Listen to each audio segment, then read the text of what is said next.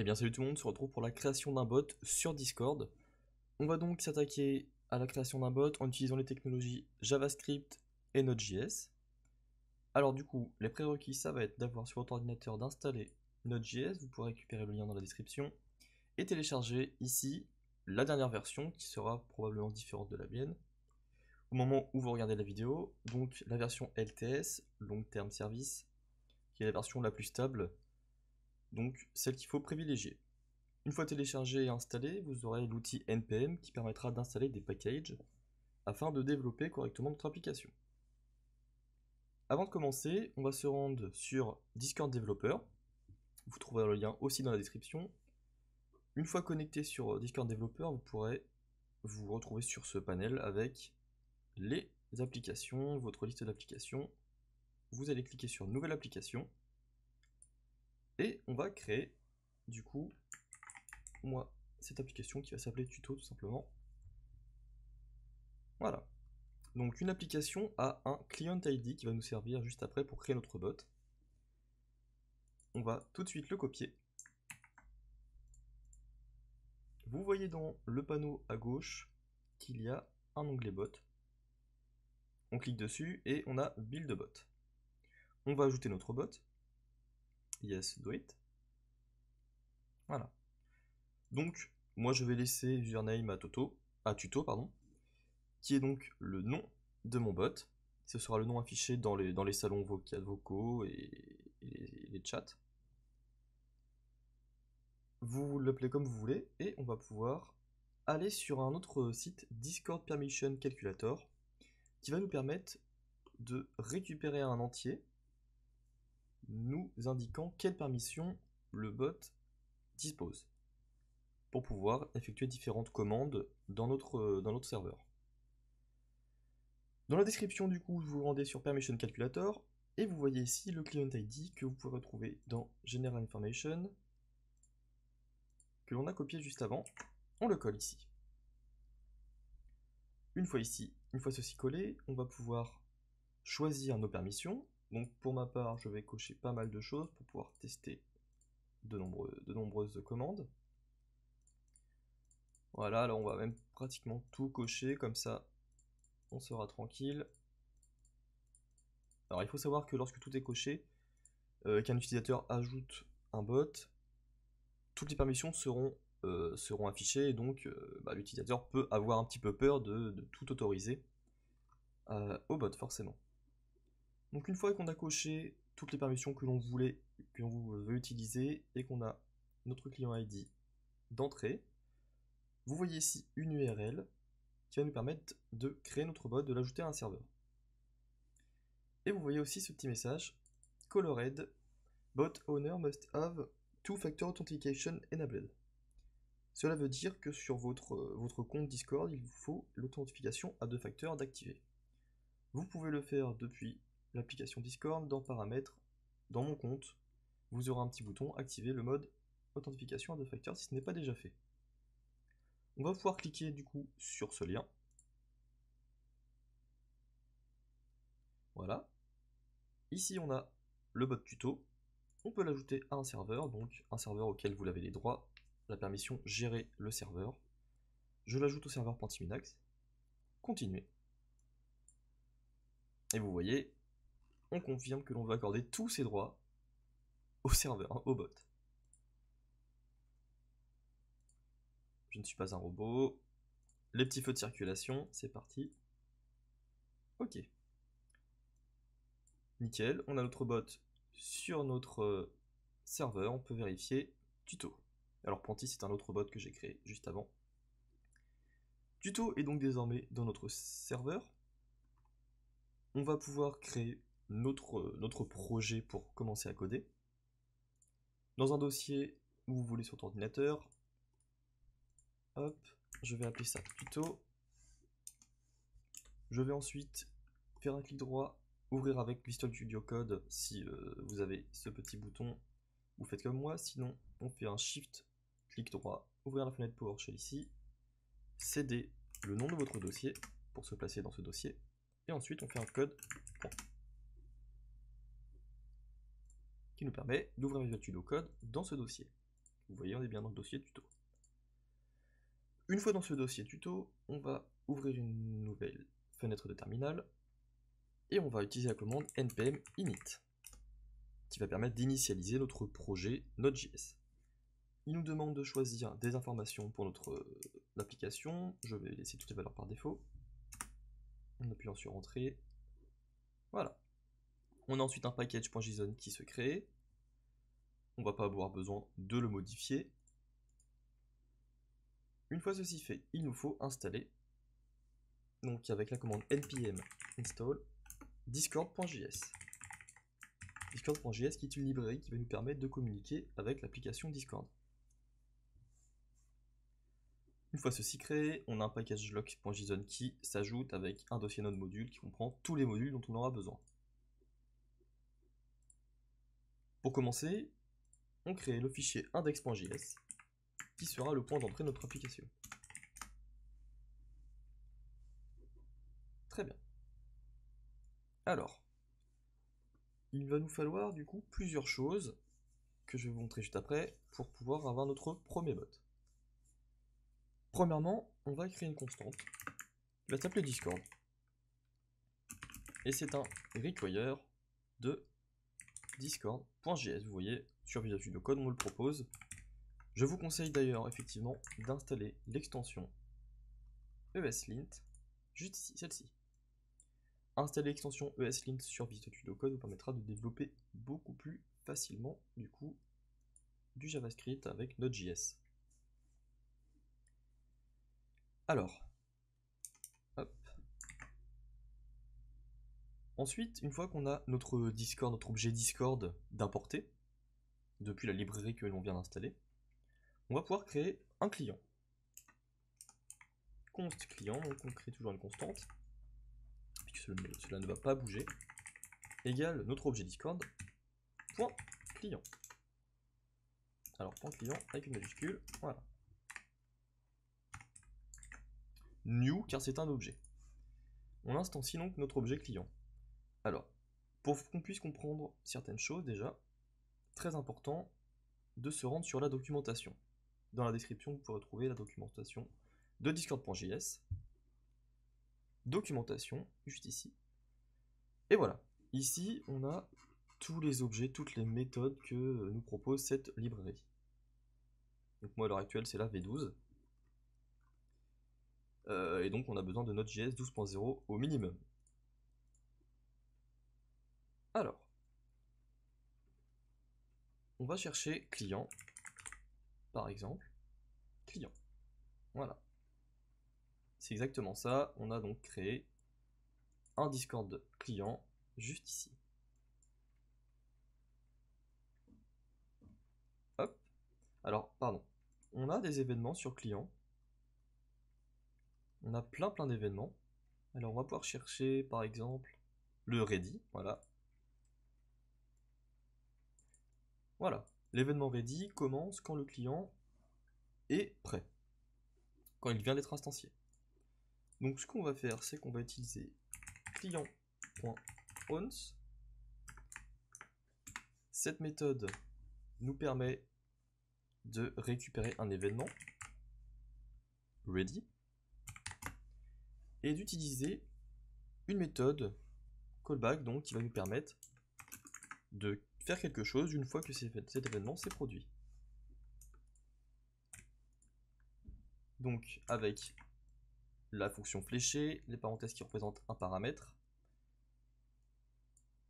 la flèche, les accolades pour définir mon périmètre de fonction.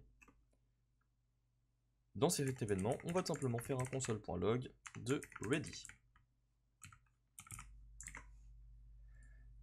Une fois mon client prêt, on aura normalement ce message qui sera affiché dans la console. Alors, si on lance notre code donc avec Node.js, node-index.js, vous allez voir que il ne va sans doute rien se passer, ce qui est normal. Voilà.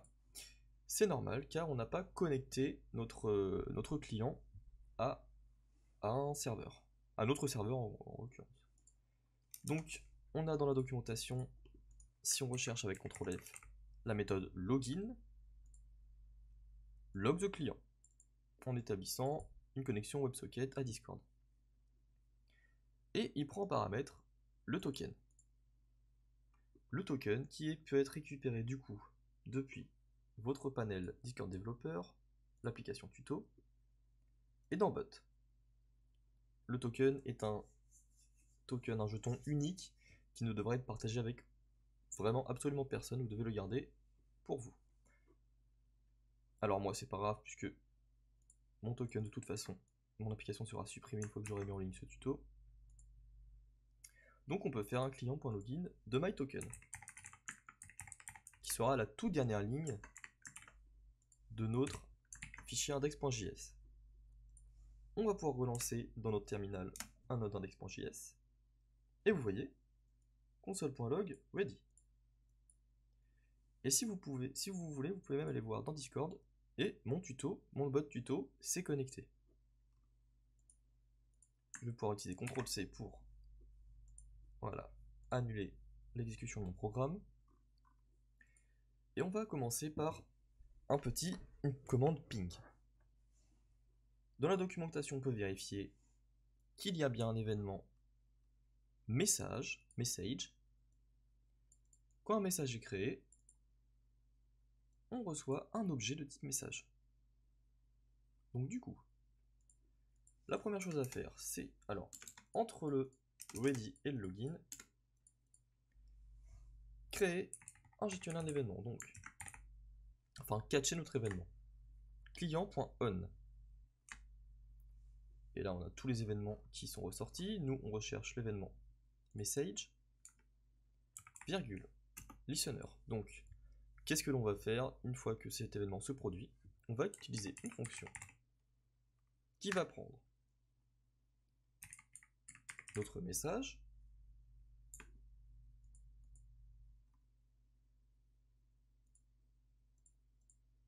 alors on peut même faire comme ceci, hop, voilà, une fonction fléchée, comme ça, on reste sur cette architecture. Donc, on a un objet de type message qui est renvoyé une fois cet événement produit. Qu'est-ce qu'un objet de type message? On peut cliquer sur le type message. Alors, il a des propriétés. Ce message a la propriété content, qui est tout simplement le contenu du message. Donc nous, ce que l'on va faire, c'est que l'on va aller dans pseudo-code, dans cette propriété content, et on va faire un if. On va tester si notre propriété content est égale à point d'exclamation ping. If message.content, trip égal en JavaScript qui permet de vérifier le type et le contenu de notre variable, ping. Donc, si ce message est égal à ping, on va vouloir en envoyer un. En fait, dans ce message, on récupère aussi le channel sur lequel se situe ce message. Donc on reçoit un texte channel. Ah, ça n'avait pas chargé, pardon. Dans cet objet texte channel, on devrait avoir une méthode send. Juste ici, vous voyez. Donc, parfait. On va pouvoir utiliser notre objet message, récupérer l'autre texte channel, .send. Et du coup, on renvoie pong. On va pouvoir lancer notre programme et vérifier que ceci fonctionne. Ready. Point d'exclamation. Ping. Notre tuto, notre bot tuto nous répond bien pong. Alors ça va fonctionner uniquement si on a bien le préfixe point d'exclamation. D'ailleurs, en parlant de préfixe, on va pouvoir créer un fichier de configuration.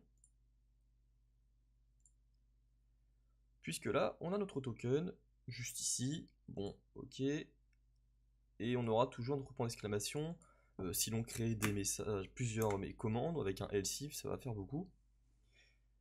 Donc pour alléger un peu notre code déjà, on va créer un fichier config.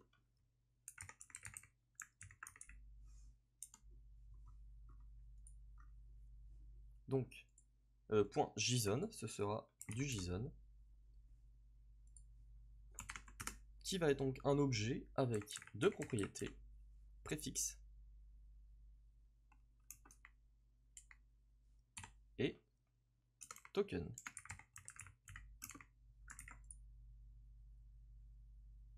Ok, c'est des doubles cotes, c'est mieux. Et c'est surtout ceci en fait. Notre double cote, c'est vrai. Notre valeur, on peut le mettre comme ceci. Non, il préfère du double cote. Ok. Notre préfixe va être notre point d'exclamation. Et notre token, ça va être votre jeton que vous avez récupéré dans votre Discord développeur.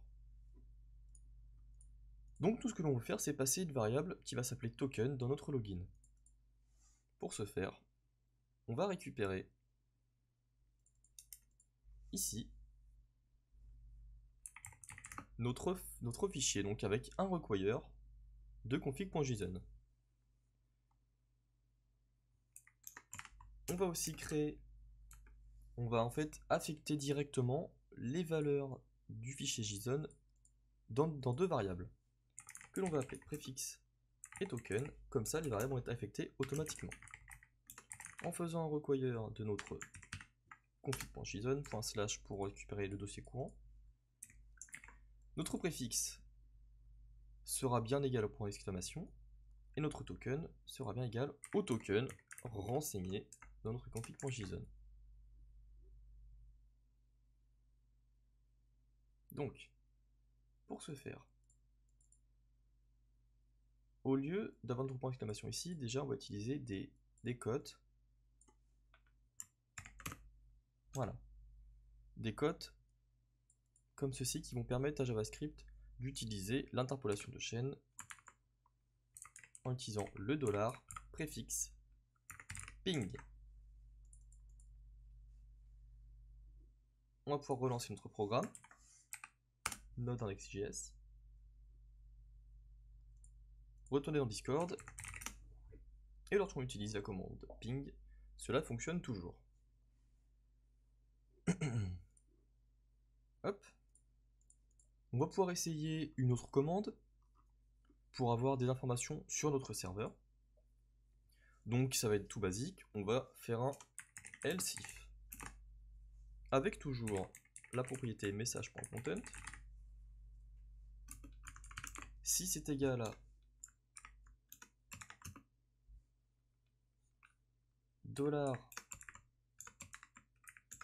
$préfixe, préfixe de serveur, alors on va faire autre chose. On va toujours envoyer un message.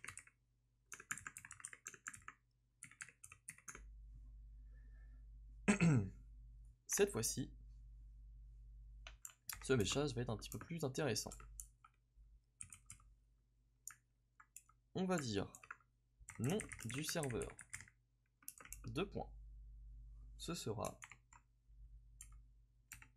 toujours avec le $ et les accolades, le message .guild, guild en fait, qui représente le nom d'un serveur. Donc on peut récupérer, retourner dans notre message, chercher guild. Qu'est-ce qu'un objet guild? Représente un serveur.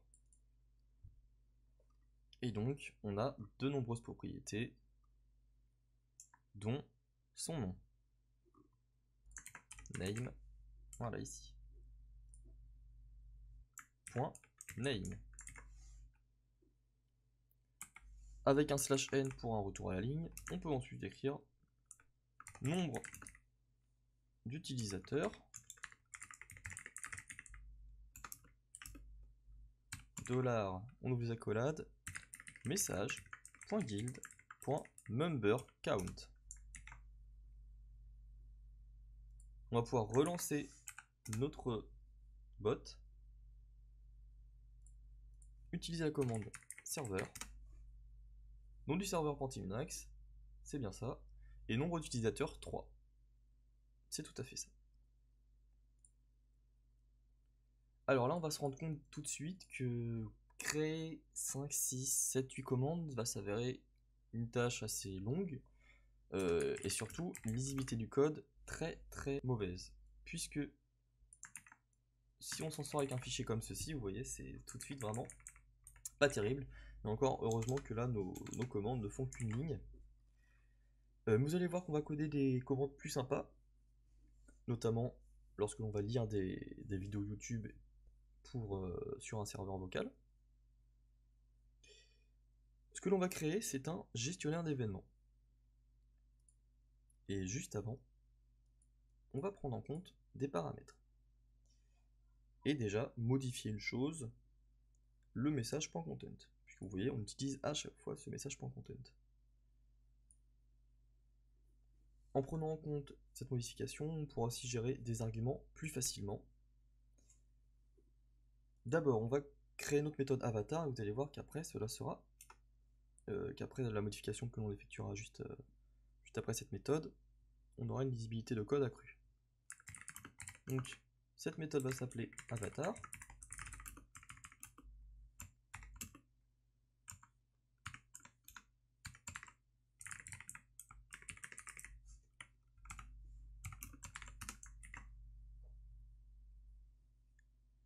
Et donc, elle va retourner l'avatar de l'utilisateur qui a appelé ce message.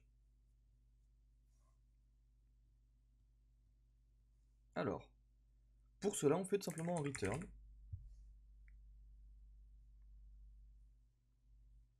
Return car on aura la possibilité ensuite d'afficher les avatars de plusieurs personnes en même temps. Donc, pour ce faire, on va faire deux choses. La première chose, c'est que si jamais il y a pas eu de mention, en fait, si on a mentionné personne, alors on va récupérer l'avatar de celui qui a envoyé le message. Et sinon, s'il y a des mentions, alors on fait une liste d'avatars. Donc, if message.mention .users.size. La propriété size permet de récupérer le nombre de mentions sur un message. En faisant ceci, on récupère un entier et ce sera, si c'est 0, ce sera considéré comme faux, et si c'est supérieur à 0, ce sera considéré comme vrai. Donc, ce que l'on fait, c'est qu'on return. On return pour interrompre notre méthode. Message.channel.send. Votre avatar est 2 points. Alors, toujours en utilisant ces petites merveilles, hop.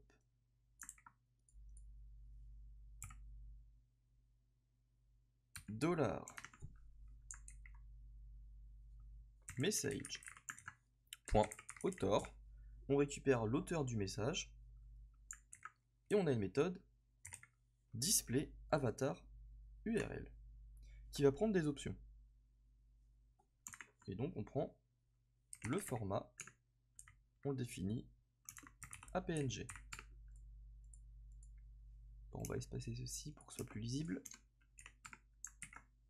Le format PNG. On va pouvoir aller essayer ceci. Mon bot est prêt. Avatar. Et vous voyez, on a donc le lien de mon avatar qui est récupéré, qui correspond à cette URL. Ici, en fait, c'est l'ID de l'utilisateur.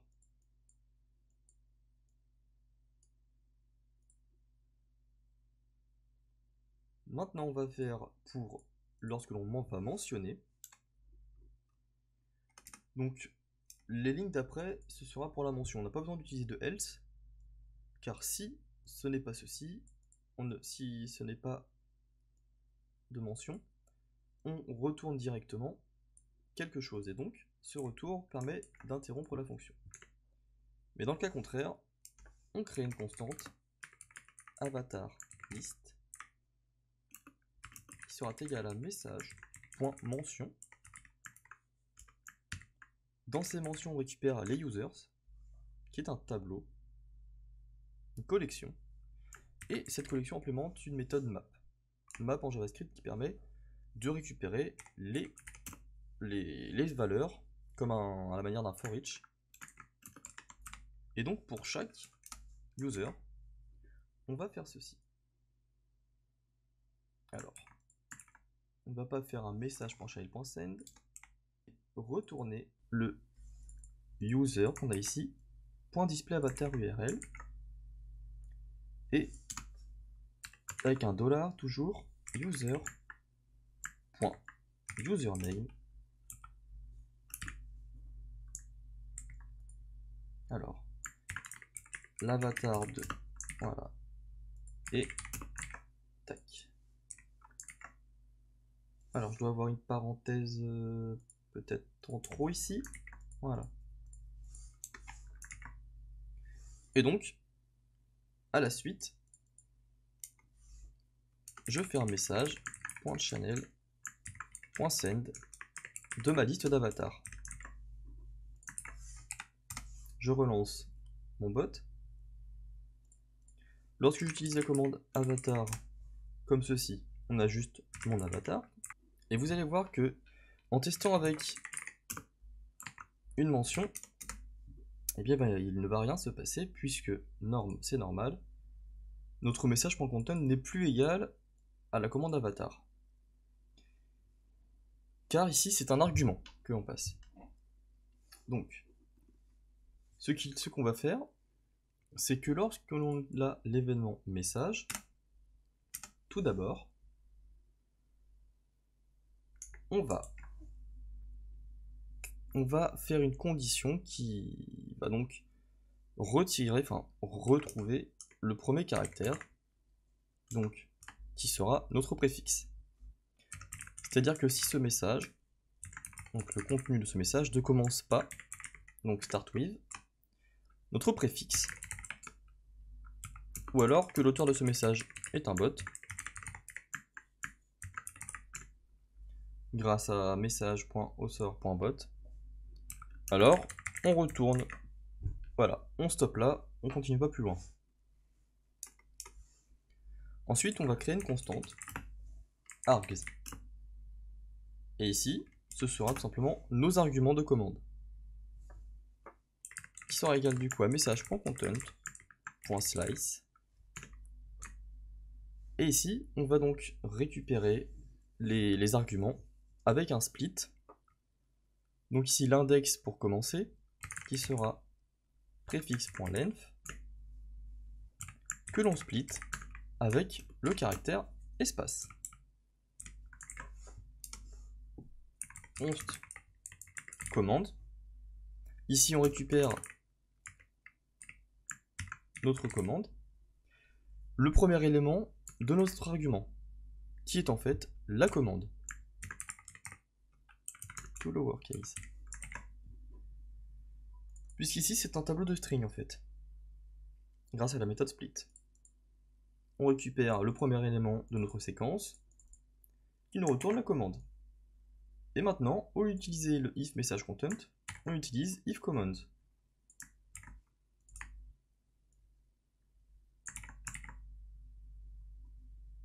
On va pouvoir réessayer ceci.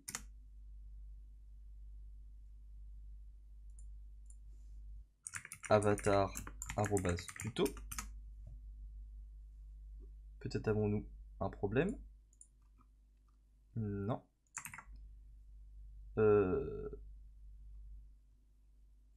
Déjà, commande, c'est pas avec un S. Ce sera mieux comme ceci.